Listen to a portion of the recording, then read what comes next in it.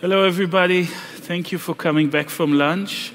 My name is Eyal Weizman. I'm the director of the Center for Research Architecture at Goldsmiths and of the Forensic Architecture project there.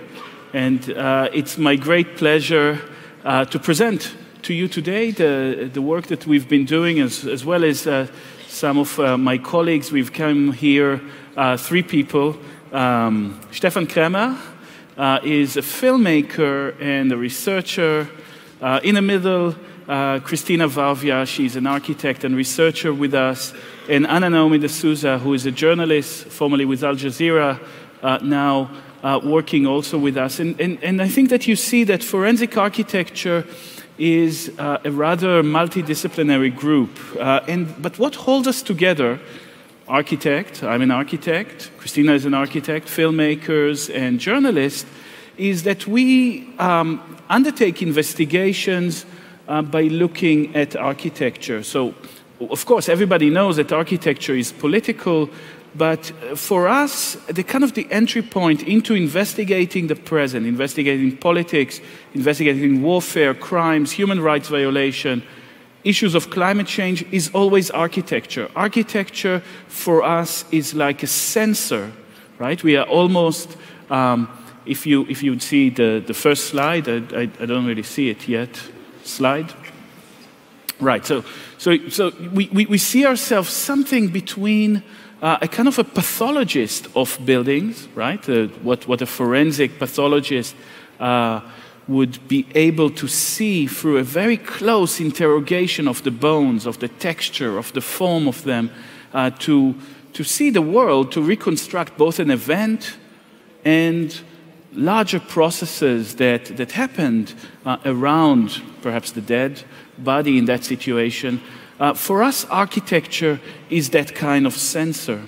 And it is very important because, of course, all our history now is undertaken and unfolding within cities, but more importantly also, most instances of contemporary violence and violations are urban.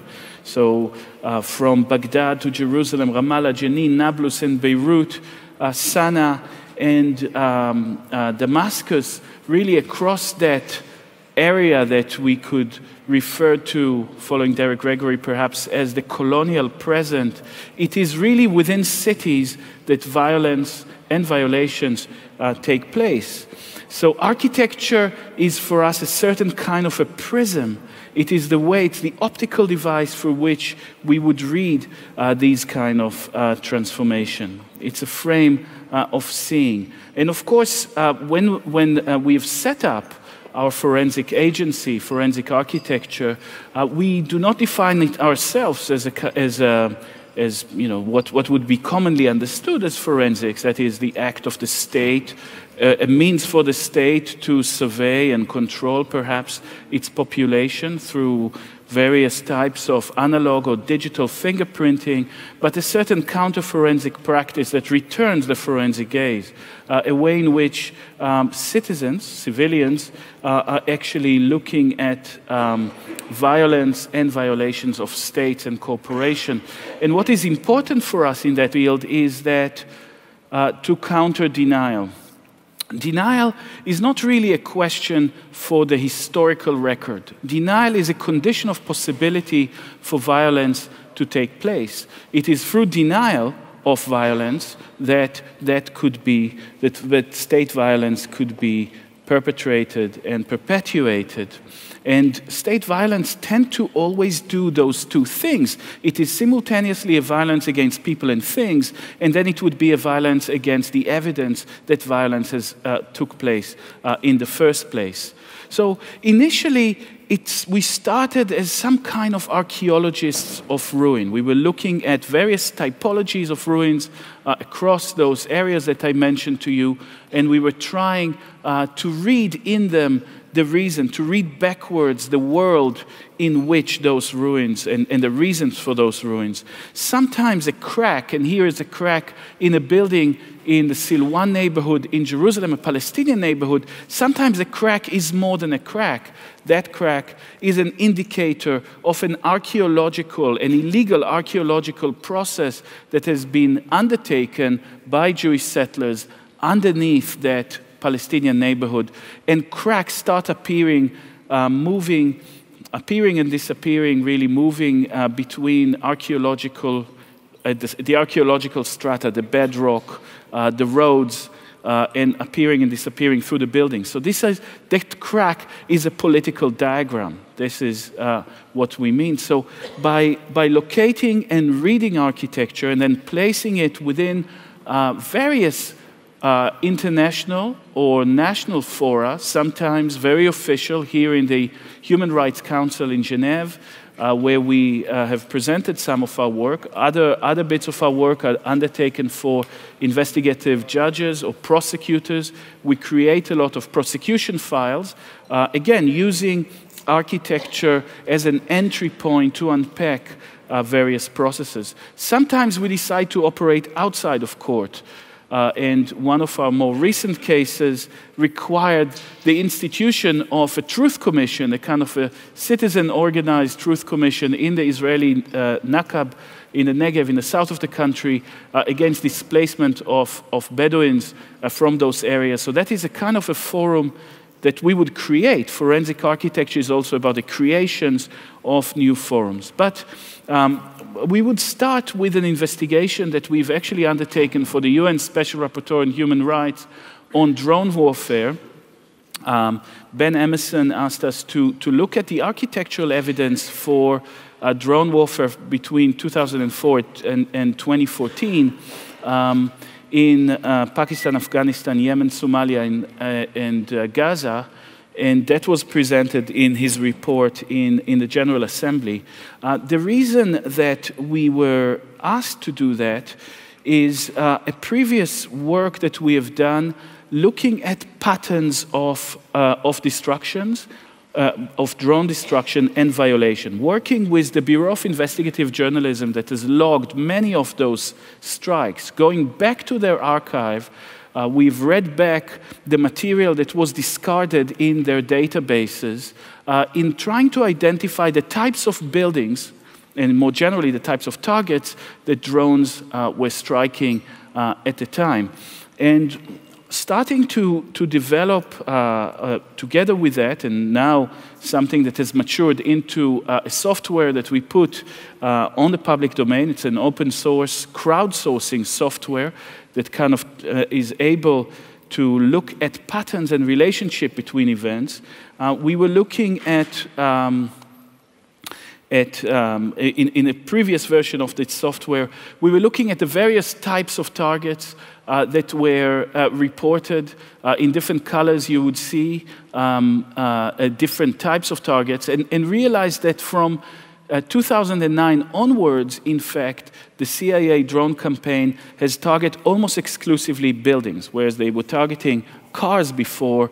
The Taliban and other members of resistance groups within Waziristan were actually adopting to the nature of the algorithm and to the nature of pattern recognition and starting to co-evolve with it and stopped driving from place to place.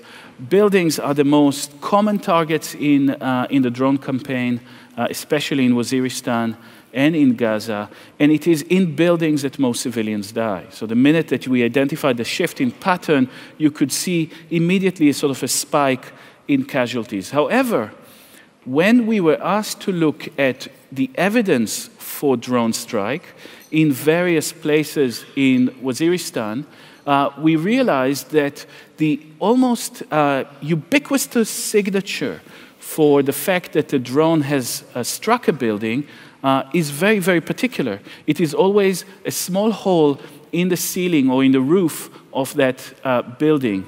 So whenever you were seeing those, here it's in Gaza, you'd always see the same thing. The building does not collapse. The rocket having a delayed fuse to it, would enter into the architecture, sometimes would search several layers of architecture and blow inside. Sometimes the strikes, the holes in the ceilings are extremely small. This is in Gaza, 4 centimeters. They would go here, the same hole, going through the ceiling, moving through several layers of floors and walls, and in that particular case, ending on a bed of a Palestinian child and killing him. Sometimes you could see the various layers. The reason that that was a problem is that the UN undertake its forensic analysis through satellite images, and satellite images have a resolution which is not an optical limit, it's a legal limit. According to the Remote Sensing Act of 1998 already, satellites cannot be made public in resolution that is sharper than 0.5 meter a pixel. And the reason was that 0.5 meter a pixel is a kind of a modular. 0.5 meter a pixel is the size of the human body from above. That is, the size of the pixel is there to stamp out the human body from those images, but what it does also is to stamp out the one only evidence, or the kind of the recurring evidence a drone strike have taken place, and this is the hole in their ceiling. So what would be seen is what we are entering into a kind of a forensic situation that we call the threshold of detectability. And again, in various other investigations that we've undertaken, and you would see my colleagues soon showing some works, we realized that very often state crime that seeks to be denied would operate under the optical threshold of detectability in which it could be monitored. And therefore, the most fundamental principle of forensics, the kind of forensics 101 from Bertillon, the French policeman that kind of instituted the science of forensics at the end of the 19th century, it's always that the state must see, or the police must see in higher resolution than the alleged criminal. Of course, when you do counter-forensics, you would see in lesser resolution than the state. And you need to adopt all sort of other techniques and tools, and all sort of, to use the sort of the tricks of our trades as architects, as artists, as filmmakers, etc., in order to see beyond the threshold of detectability. And one of those issues, maybe Naomi de Sousa can present, had to do with those very rare and few witnesses that did arrive to speak to the public. This woman she's a German woman. She still prefers to remain anonymous. She was a witness for ECCHR, and ECCHR, a German human rights group that based here in Berlin, has asked us to work with her on recreating the strike she has experienced. Naomi. Thanks.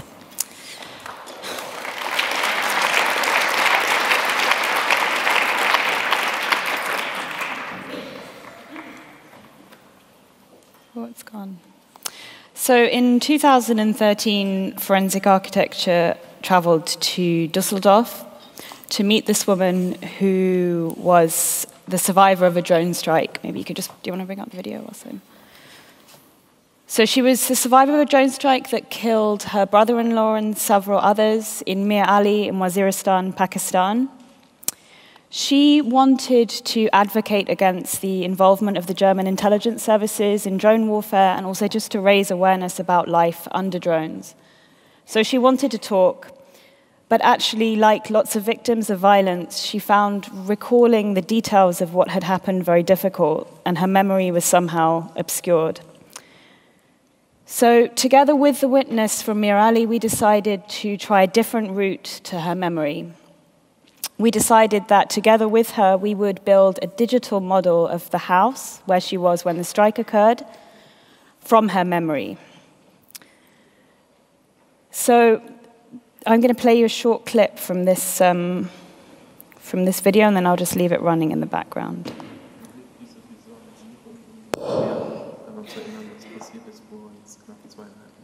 Also es hat mir schon sehr viel geholfen, muss ich sagen. I don't know if they can... No. So, ja, also das sind verschiedene Sachen. Okay. Das würde ich mal einfach mal... Das Bett? Ja, hatten wir im Hof stehen. Da haben wir uns halt... So. Ja, ich würde es mal weiter an die Tür rücken. Ja, so. So we were using the same kind of software that architects use to show clients the impressions of an architectural project or construction, and allowing her to choose the objects that were in the house. And slowly, as she was sizing the rooms and placing the objects, she started to recall elements of her life in this house and also details of the strike itself. And then we created a fully rendered version of this model and played through the reconstruction of the actual event with her.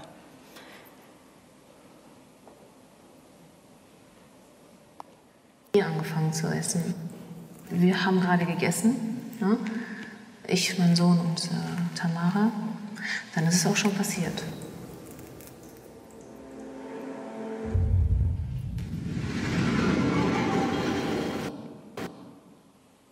So by helping this witness to locate her memories visually and performing them in the model allowed her to recall specific details of what had happened.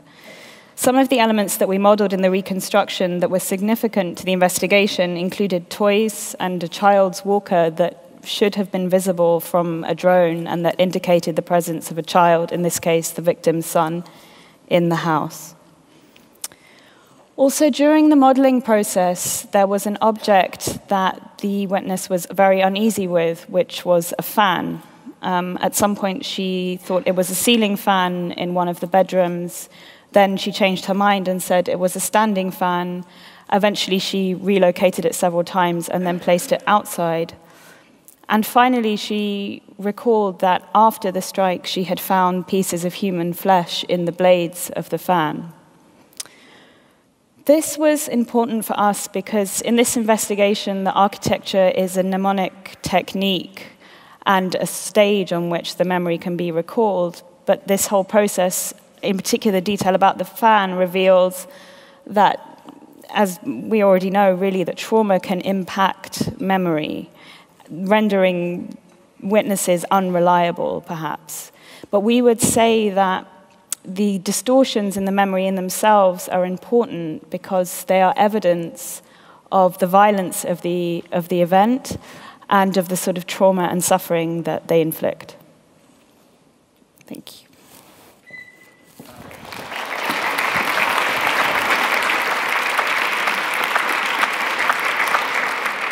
So this is the fan, but with this, maybe we move to Steffen Krämer, who would show another one of our drone investigations.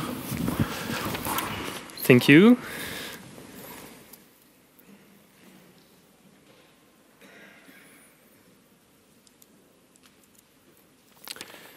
Okay, yes.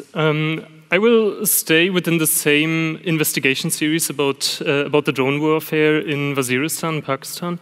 But I want to move to another case study. And with this case study, we slowly move into the realms of those investigations where media sources become the core piece of our work and the core piece of evidence.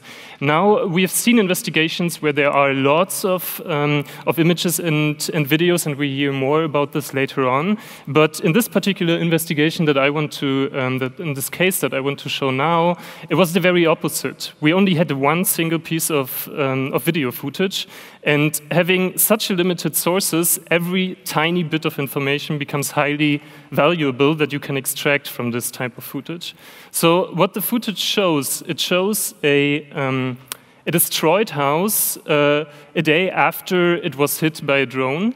This video was smuggled out of Waziristan under great risk and was then aired on the Rachel Maddow show on CNBC, and this is also where we became aware of this type of footage. So I'm just going to start with simply playing the video.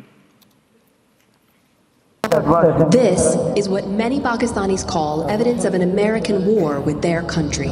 Rare images from the remote tribal region of North Waziristan showing destruction after a U.S. drone strike. The attack occurred at 3 a.m. on March 30th in this market area. One missile pierced the ceiling. More demolished 5 nearby shops. Okay, that's it already. So I want to show you I want to show you how we actually extracted different information. So a very methodological based presentation I will try to present.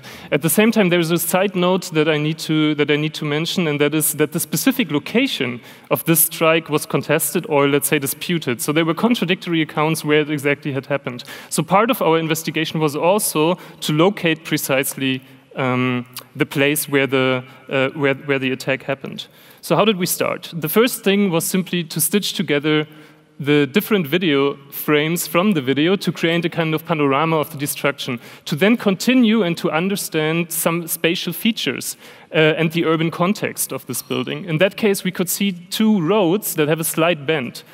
We took this road pattern and went to the satellite image of Miranshah in order to find a matching road pattern, and we did indeed find one. We then continued to look for more spatial features in the building that might allow us to link those two types of footage. And we could find different ones, like two buildings in the back and a curved side in the front left.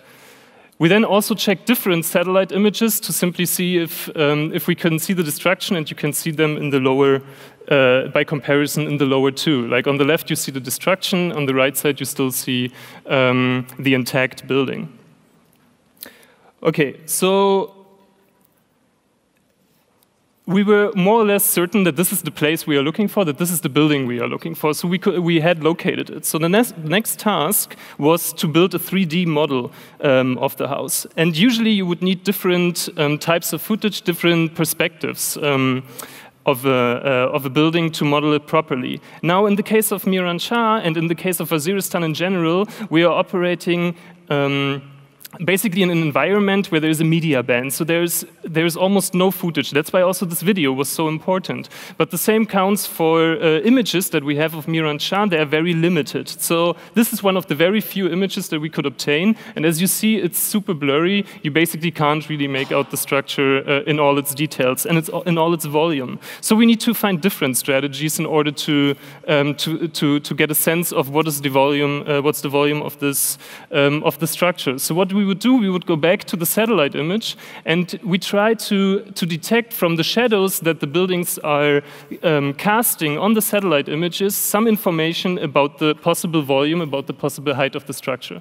So taking all this together, we were finally able to actually build a model for before and after the strike.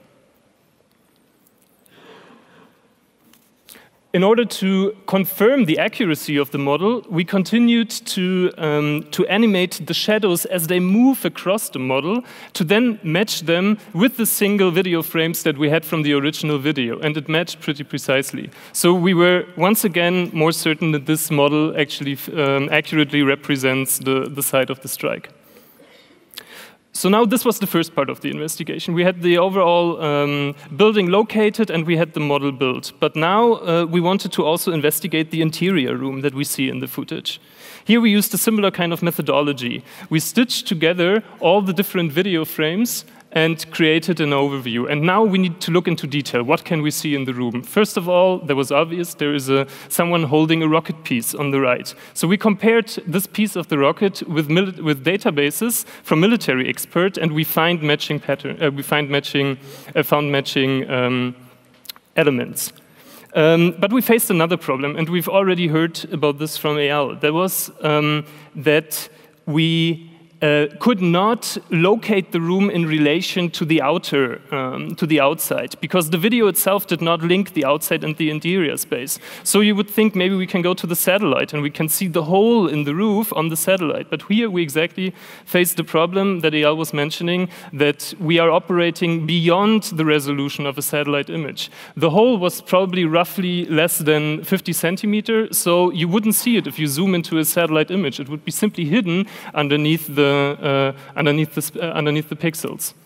So we needed to find another methodology in order to locate the room. And one methodology that we were using was we used the sun as an orientation. So we looked at the sunspots that were falling into the interior room to then animate the sun to kind of understand what its orientation in the the plan. And when we found a matching one, then we also checked with the overall structure of the building, and this orientation made the most sense because there were awnings seen on the outside of the building that it seemed likely that this interior space was a shop unit opening to the street. So we had the orientation through the sun analysis. We could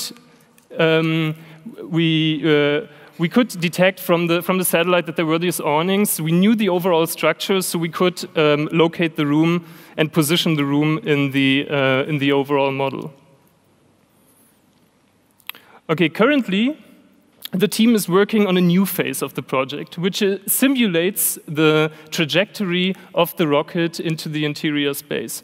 Again, why is that important? And for this, again, we need to look closely what this rare piece of footage is offering us. What we see in the footage are spread out pattern of fragmentation that was caused by the bomb exploding on the inside. So now the simulation tries to determine the height where the bomb exploded, and this is important because a new type of ammunition was being used, a new type of rocket was being used that uses a delay fuse that penetrates the ceiling. We've all heard part of this already. Penetrates the ceiling and then explodes once it's on the inside.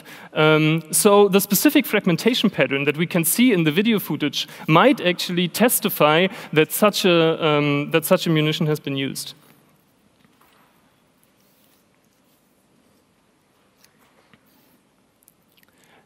And what we also see in the fragmentation pattern, if we go back into this, is the spaces where the fragmentation is less dense. So now one can think about why is it less dense, and there might be a possibility that there has been something that absorbed the blast so that the pieces wouldn't reach the wall, and, for example, a human victim.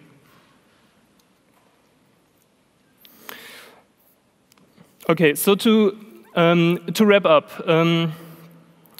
there are a couple of things that seem particular to me in this specific case study, and one is that you can extract a lot of information from very limited sources, and in doing so, create a coherence of an event that was otherwise rendered almost invisible.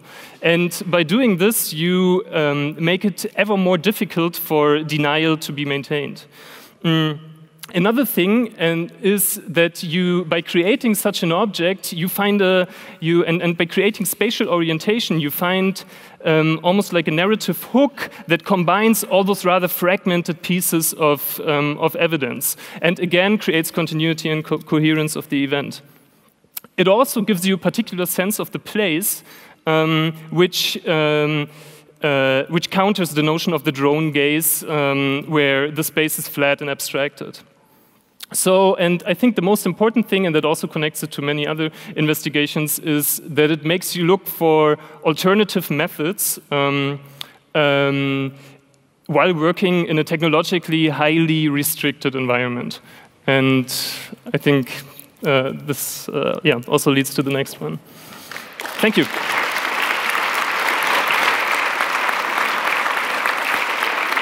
So, okay. Okay.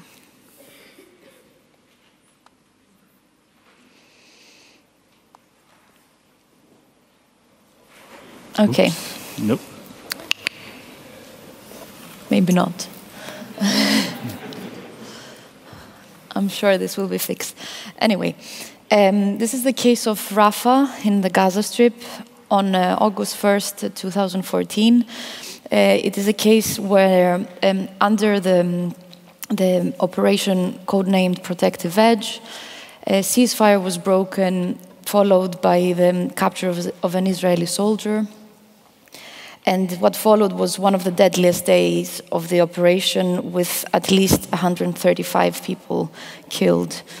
This is an investigation we undertook with Amnesty International, but neither us nor Amnesty was allowed access into the Gaza Strip. So we took a whole year, 1 year, to investigate this one day. And this conflict took place in a very different media environment than the ones described before, or even than the previous conflicts in Gaza. This is recognizing the power of the image. Gazans recorded the bombardment of their own city extensively, and they uploaded this material into social media, YouTube, Twitter. They sold it to news channels.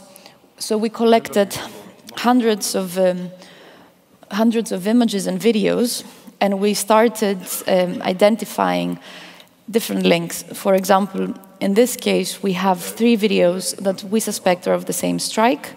And what we do here is do a morphological analysis of the plumes of smoke, because they act as fingerprints. And because they are so particular to the moment and to the strike, by comparing them, we are able to say that first, yes, this is the same strike, and then syncing up the footage together. What we then do is locate every single image we have by finding identifiable structures in the satellite image and in the perspective image, and then measuring every building in order to establish an accurate point of view and the edges of the frame. So we do this in order to triangulate different pieces of evidence. And for example, by using the same technique of location to all those 3 sources, we are able to find the moment where these intersect, which is essentially the site of the strike. We have a satellite image from after the strike that actually confirms this location. This satellite image itself is a very privileged view. It is the first time that we have a conflict in Gaza where we were able to obtain a high-resolution satellite image of 50 centimeters per pixel, and this is because this is offered to us by European satellite image that does not abide to the rules, to the agreement the US has made with Israel, which essentially agrees that they would downgrade every satellite image they offer to the public. In the previous conflicts, US had a near monopoly of images in the area. So this satellite image has very accurate metadata. It's at 11:39, so therefore we know that this strike happened before that. But in order to establish a more accurate time, what we do is look at the shadows of this footage, and we perform a shadow analysis. We were very lucky that the videographer zoomed out to show these shadows from the columns on a flat roof. And what we do is we simulate it in a 3D environment. We simulate the sun's path and figure out the shadows that match the time of our strike. So we find that this strike happened at 10:53. Now we corroborate this by trying to figure out different clues. This is, for example, within the satellite image, there is a plume of smoke from a recent explosion. So we look through our archive to find one perspective from the ground that has a similar location. This whole series is looking at the same direction, so we read the metadata but realize quickly that it was wrong because it shows that the strike happened slightly before midnight, which is unlikely. But what we realize that what is consistent is the rhythm by which the photographer was taking the picture. So we recreate this rhythm in real time. We know that he clicked once, 2 seconds later he clicks again. And then we measure the plume in both those perspectives in order to find the exact moment, the exact frame that fits best with the satellite image. Therefore, we know that this frame, it was at 11:39, and that timestamp is given throughout the whole series. So we work in order to create links between. In this case, we also have another series. We know it's from the same camera. There's the same serial number. We have the same hairline on the lens, and we keep building a timeline with this process. So often the plumes of smoke are what anchor the different footage together. They hinge different pieces of evidence. Let me skim through this. So we have those three strikes, again, we are able to measure them and find the exact craters on the satellite images that resulted from those strikes. This is by a simple comparison before and after. But what we are then able to employ is a remote sensing analysis called NDVI, which is a comparison between levels of vegetation. So what you see in yellow is when the vegetation has changed between two different dates. And the craters register within that because when a bomb falls, it burns the ground slightly. So we use this as a filter in order to let us see many more strikes, many more craters. We have identified 98 craters from airborne strikes and 356 craters from artillery, only within the space of 4 days. And therefore we are able to establish an accurate heat map of the impact areas. But all of this would not make any sense if it wasn't for if we didn't connect the stories that happened during that day. القذيفة الأولى أول قذيفة كانت بالفعل يعني في الدوار هذا أول قذيفة أنا وقعت على الأرض وطلع لقيت ابني على جنبي كلمته لحظات بس طلع فيا واستشهد نفس اللحظة يعني. So we locate the testimonies themselves, the narratives. We take them apart. We draw them as vectors and nodes within our images, within the satellite images, and within our models. Later on, you see here a view from the hospital, and this is a technique we use moving from image into the model that we call the image complex. So this is a way of modeling which is essentially a very honest way of modeling. The 3D model only gains resolution in the areas where we have evidence. Everything else is just blank boxes. And you see a view of the same intersection where that kid died. So again, this is plumes of smoke from different perspectives that all come together within the 3D model and anchor those events. Here, in this footage of the same strike, of the strike you saw originally, we can observe that we can see that there are. Sorry, I might have skipped this. You can see that captured in this footage, we have actually the bombs dropping, and we can freeze the frame and see them in mid-air. What we are then able to do is, of course, locate those craters, measure them, but moreover, because we know the position of the videographer, we are able to establish an image plane within the 3D model, measure how much this distance is, and then by association figure out the dimensions of the bombs, the shape of the bombs, and then by looking at online directories, we're able to say that this was a US-made one-ton bomb. And of course, we have more images from that, and we also have corroborating events. This is an attack on a motorcyclist that happened roughly the same time. You can see the shakiness of the camera that reveals shock. And furthermore, we also have a voice from within the same plume.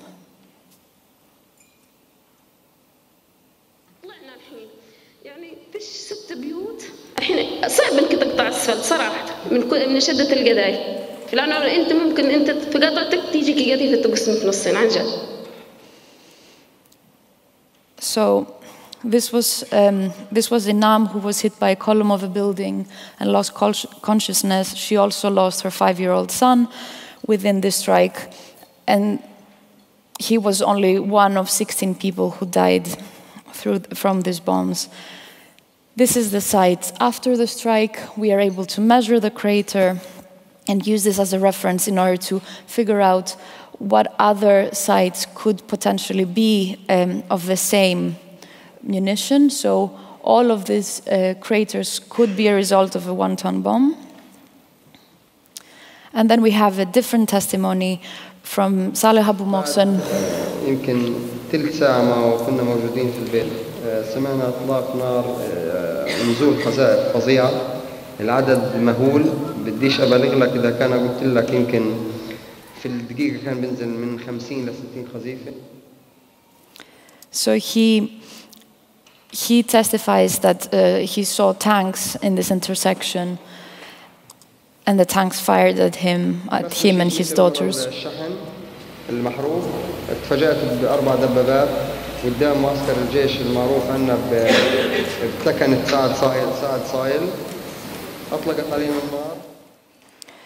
One of his daughters was left behind and was later found shot in the chest. So we were able to look really closely in the August 1st satellite image, and I actually see tanks parked exactly in front of on this intersection. So we are able to corroborate the testimony and actually give it some verification through different means.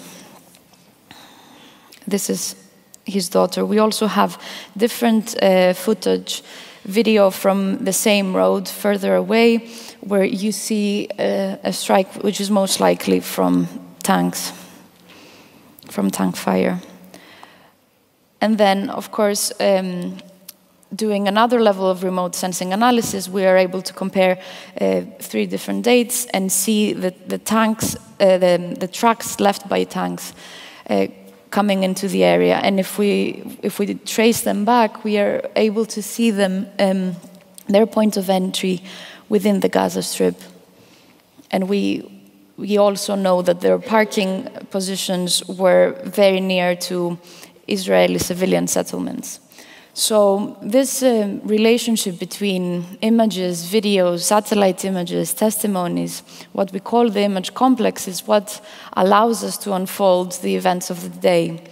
In this case, architecture is not only the object of study, as in the building that has failed, the building that has died, but it is also the methodological device that allows us to make those connections and is organizing. It is a system of information that gives us a narrative for the day. Thank you.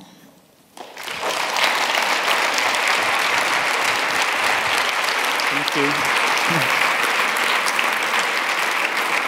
I'll just pick it up briefly from where Christina left it and say that we've seen so far 3 distinct ways in which we use architecture. The first one is architecture's relation to memory. And that is a way of working with witnesses, and particularly witnesses that have experienced grave human rights violations are often asked to speak about the worst day or the worst moment of their lives. And something happens to memory. The closer you get to the traumatic event, the more memory protects you from it. And architecture, when the witnesses are willing and wanting to recall, architecture is a useful mnemonic device to do that, to recreate, to build together with witnesses. This is something that we work on together now in a project that we've started reconstructing with a group of Syrian survivors of incarceration and torture that we're meeting in Istanbul to recreate the experience of incarceration as a process of collective memory. We tend to think of memory as simply something that resides within one person, but how to work between, in a memory that works between various actors together that fill in gaps and lacunas in each other's processes of recollection. Something that I want to stress that Anna has mentioned before is that not remembering, erasure of memory, lacunas or distortions are the most valuable information in recreating memory, because that gap between what we might know from measurable reality to be correct and what the witness remembers is a very important indication of various psychological states, and in fact it is there that trauma resides. In fact, what Steffen showed is also a kind of testimony. I mean, the gap between, or the distinction between testimony and evidence is completely eroded when you have a video. Some of those videos that we examine, in Gaza we examined over 700 of those, have people speaking into them as they are filming, right? So there's a kind of an oral testimony and a visual one that operate together. In this situation, as Christina mentioned, architecture, again, is something else. Architecture becomes an optical device. Architecture becomes the only way you could actually arrange the relations between images. When you think about situations in which you have hundreds, sometimes thousands of videos, it makes no sense to watch them in a manner of an archive, one after the other, or in montage. We need to find another system of navigation between images, another system of relating them, composing them, assembling them together, and architecture becomes simply a way of seeing. It's the one thing that allows you to see the time-space relation between things. And this is important, as Christina mentioned, because very rarely do we find videos like those that emerge now of police brutality in the US, where you have, in the same frame, you have both perpetrator and victim. Then the question is simply that of metadata, provenance, etc. For every one film like that, you'd have dozens and dozens of films that capture something else, but maybe the sound of what happened, or either one of the perpetrator or the victim, or something very different that happened before or after. And these are trashed. This is the kind of material that is unbroadcastable before it is composed. And the composition here is architectural. Another level that you've seen is architecture itself as a sensor, i.e. the walls of the room in which those 4 people died in Miranshah, Pakistan, that Steffen has showed you, operate itself like a media material. It's like a film that is exposed to the blast in the same way like a negative is exposed to light. The people in the room have been etched, have been photographed onto that wall in a similar process that we know from Hiroshima and other. I'm sure you have or Pompeii, you have your reference for it. So architecture here is a kind of a sensor or a media device. On a larger scale, work that we do now, and I will actually want to open up rather than show you a whole set of other projects. We work also on much larger scales, picking up from the technique that Christina showed of looking at plants as sensors. When you saw those paths, maybe I'll just very briefly show you again those images, because it is important to understand the kind of the can we have this? So you see here, this is effectively an agricultural sensor, a sensor that can detect through multiple readings of the terrain the health of vegetation. So what you see here, you would see here the tanks, and you see that they've destroyed here everything in green. It's confusing. Everything in green is effectively dead vegetation. So the tanks, those Israeli tanks going into Gaza, did not ride on the roads, because on the roads they're scared they might be mined or booby-trapped. They go randomly across the fields, but as they go on the field, they kill vegetation. As they kill vegetation, the satellite captures it. And the satellite captures here the trace, a very clear trace, i.e. plants become very useful political sensors that you can read a particular history of an event through them.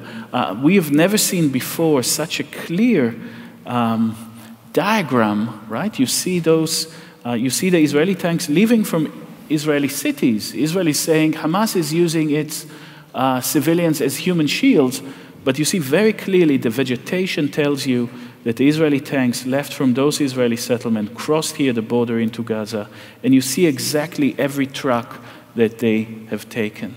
Now we are taking that technique and we are looking at various processes that, again, I don't have time now to show of the entanglement of environmental transformation, climate change. We're working in various places worldwide, including Brazil and Guatemala and Indonesia, in reading vegetation as political sensors of various processes. Maybe we give an opportunity for you to ask us some, if you have any questions. Thank you for your attention so far.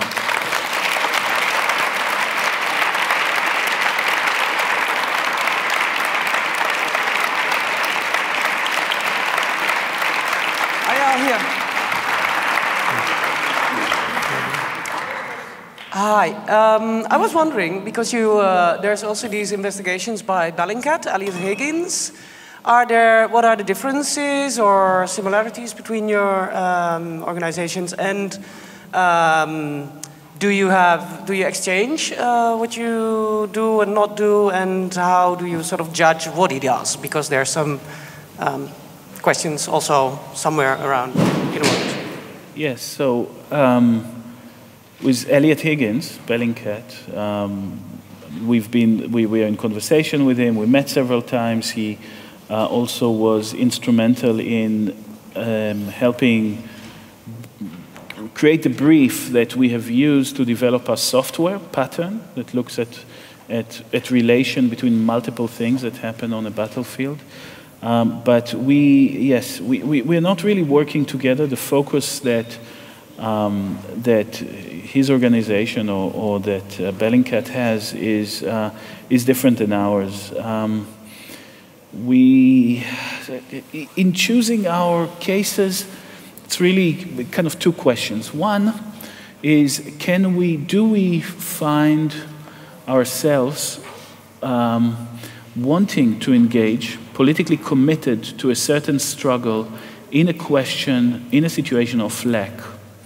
And in particular, in relation to the Israeli attack on Gaza or other Israeli violation of Palestinian rights, is that Israel has such control over the visual field. There's such a disparity in when you speak about non-symmetrical warfare, it's not only non-symmetrical that one side has the bigger guns, it's also a differential in vision. And it became a very important politically for us to intervene within that kind of equation. Likewise, in Waziristan. The other reason for us to take a case is to develop new techniques. We are a forensic agency right now, so we are kind of registered as an NGO of sorts, if you like, but in a university context. But we are not taking repeated investigation. We would develop that technique that we've developed for Gaza, for looking at smoke plumes as metadata, of reading and triangulating smoke plumes. In order to do that, we simply needed it because although there was such an important necessity in providing evidence for that, for Israeli war crimes in Gaza, given that the ICC was in fact had jurisdiction over the Gaza Strip 3 months before the war began. It actually energized the whole process of evidence collection by Palestinians. People risked their lives in order to collect that. There was very little thinking yet done on a metadata level. Everything we got was either the metadata was wrong. This will not happen next time. Next time we'll have, the issue will be different. We are only taking cases in order to develop techniques. We are disseminating them. We are sharing them with various groups. We are now in the process of instituting a series of academies of sharing that, both in the US and in Palestine, in various other places, of sharing our techniques. All our software is open source and out there for people. So the idea is really to come up with a new investigative technique and then move on. Okay, we have 2 more questions. Excuse me? So I want to clear. What are the differences or similarities between Bellingcat and your work? So, in my understanding, Bellingcat is, first of all, works with a team of volunteers, and they work on particular cases in order to monitor specific contexts, specific conflicts. What we are doing is more taking cases in order to develop methodologies. So they have a particular methodology, which is to figure out the position of a strike, let's say, that is similar to ours, hence the confusion. But they would employ this again and again and again. They would teach their volunteers how to do it and monitor specific conflicts.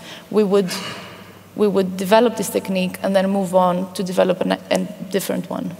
Okay, we have two more questions. We work across a much wider spectrum of evidence. For us, it's very important to combine witness testimony with media evidence and with material evidence. So it's always about these kind of assemblies of all available evidence that we can lay our hands on together and their intersection. And I think that we work across a much wider set of material.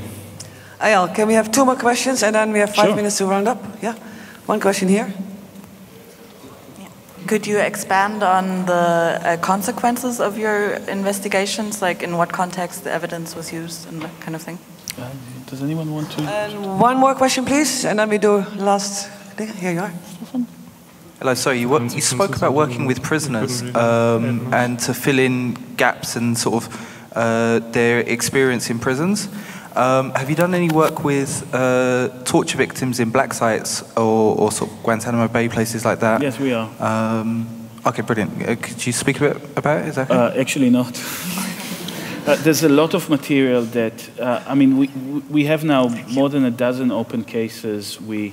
There's very few that we can actually speak about. Either they are sub judice, meaning that they are ongoing legal cases that we cannot talk about, or they are simply in a kind of sensitive political situation. Each one of those would go simultaneously into various types of forums. I mean, we would never, when we work even with prosecutors, we tell them we are not creating exclusive evidence for court only. That evidence would go and will be presented in political fora, perhaps in the UN, perhaps in improvised one, like the Truth Commission that we have instituted in Palestine, or even in art and cultural institutions. The idea is that because each one of the forums to which we produce evidence, whether it is the International Criminal Court, UN investigation, national courts, various human rights processes, each one is skewed and imperfect in its particular way, right? It has its own particularities, its own protocols, and its own limitation of what can be said, what cannot be said, and how it is politically effective. Therefore, we try, in as much as it is possible, for each one of the investigation to perform in various fora. Sometimes they have to be done in a sequence, in a situation of an ongoing legal investigation. Perhaps it would first be entering into the legal court, and then would then kind of will use it to agitate politically or otherwise. In terms of case victories, etc., or stuff like that, we have some. Most often, sometimes we are thrown out of court because courts are very conservative, and they kind of think that artists and architects, as artists for this matter, are always a kind of a supplement to investigations. So, you know, the grown-ups would do investigation, right? And the artists would do something affective, poetic around it. And it takes a lot of effort to convince juridical and political context that aesthetic practices are actually quite profound, critical. And I know you want to. Why don't you? You know, this sentence you can all complete this sentence. It's no, that in fact. It is when the evidence is visual, when it is to do with images, image practitioners are the most important people to investigate it. And when the evidence is architectural, we need the architects to take a look. This is not a supplement, this is the actual essence of investigation.